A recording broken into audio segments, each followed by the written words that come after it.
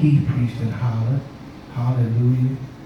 He showed out, preached and hollered. I told Pastor Nick that I quit. It ain't ready. It ain't right to do that. Amen. Luke the 23rd chapter, verses 44 through 46. Luke the 23rd chapter, verses 44 through 46 says, it was now about the 6th hour, and darkness came over the whole land until the 9th hour.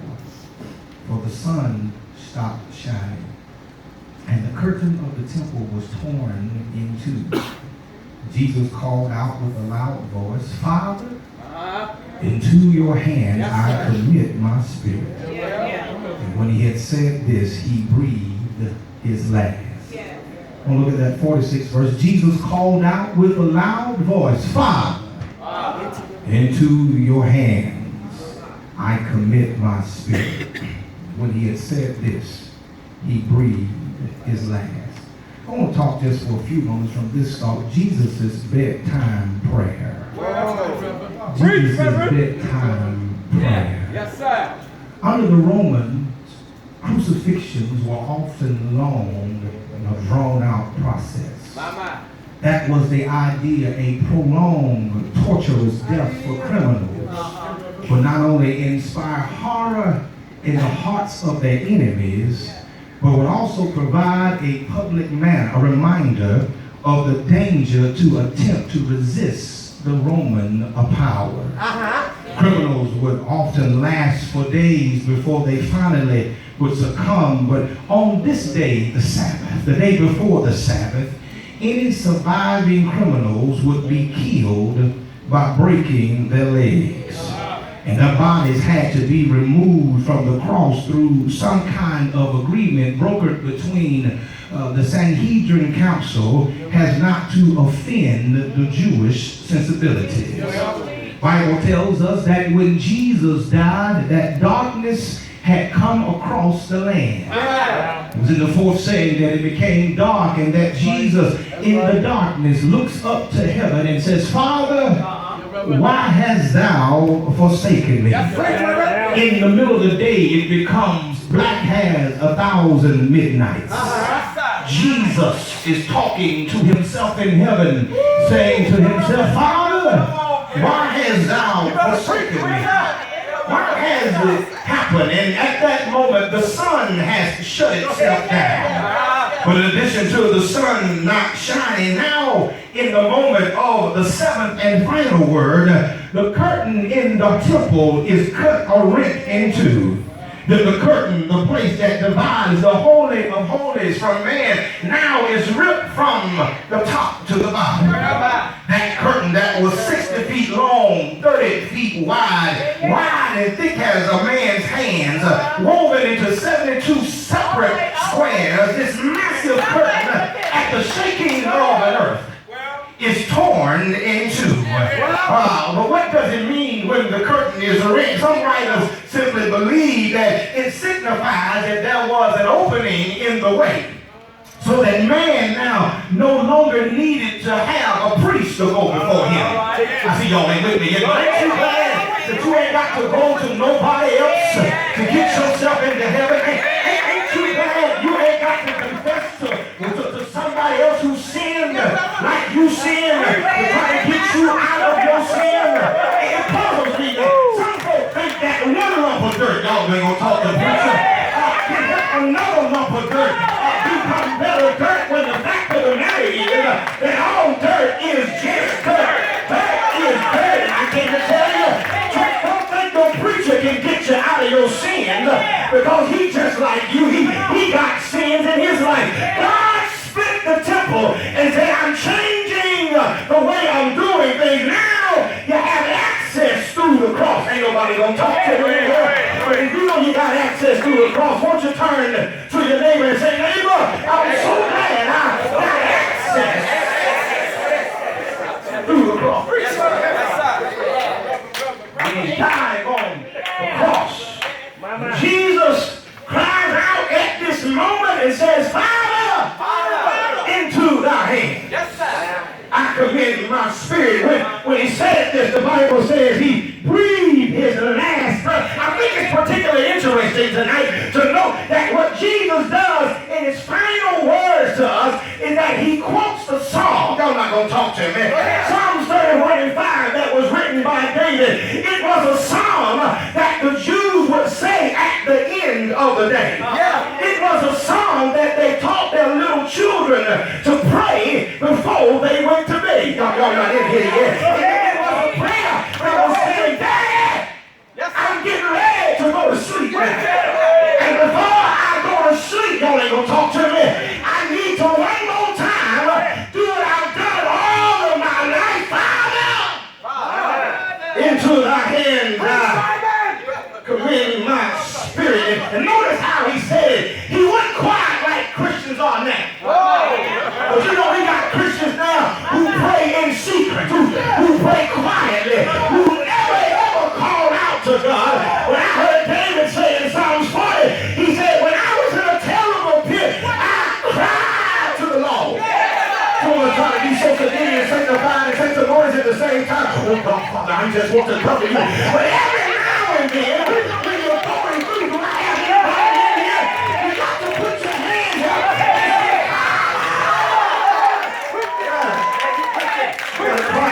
Jesus cries out and says, it's nighttime now.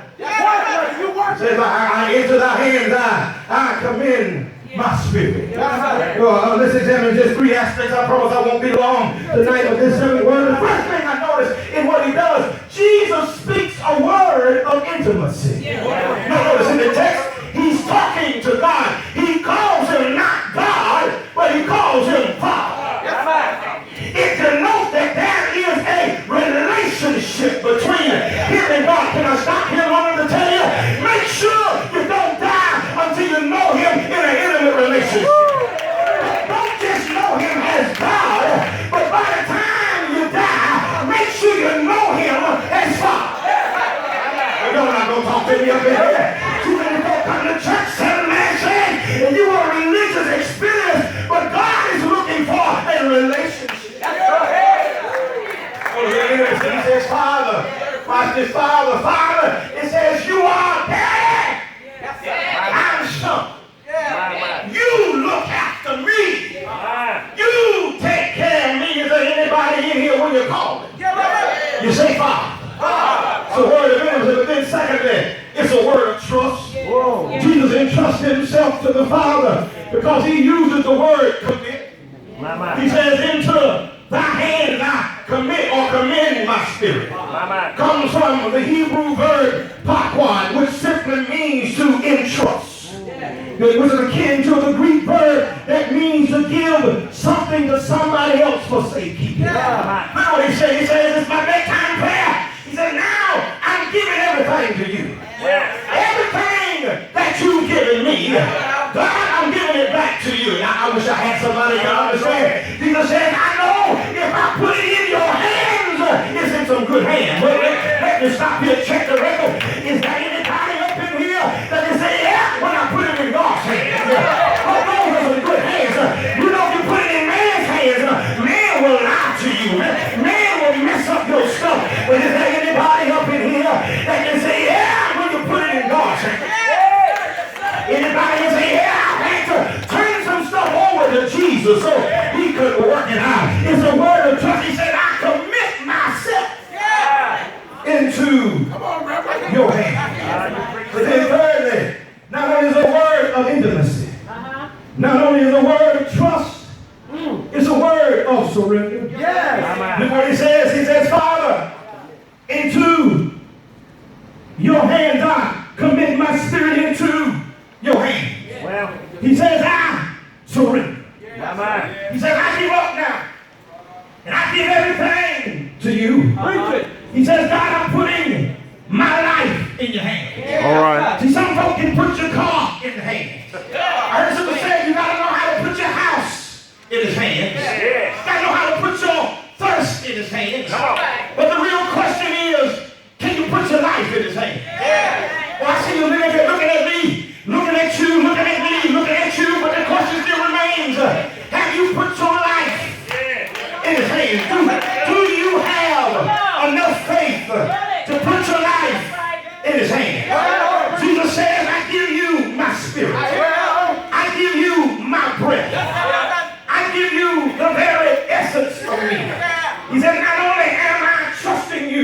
but I'm giving you all of who I am. Everything that I am, God, you can have it now. Is there anybody in here, as I try to finish here, and let you say that, yes, God, I put myself in your hands. So here it is tonight, brothers and sisters, that Jesus prayed his final prayer.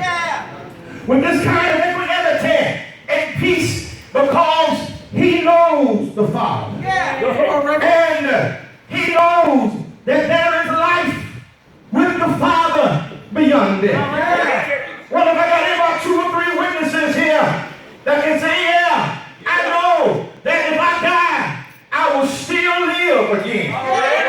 Yeah, as a devout Jew, he's prayed these same words every night before he went to sleep. Go ahead. And so now here he is, at the end of his life.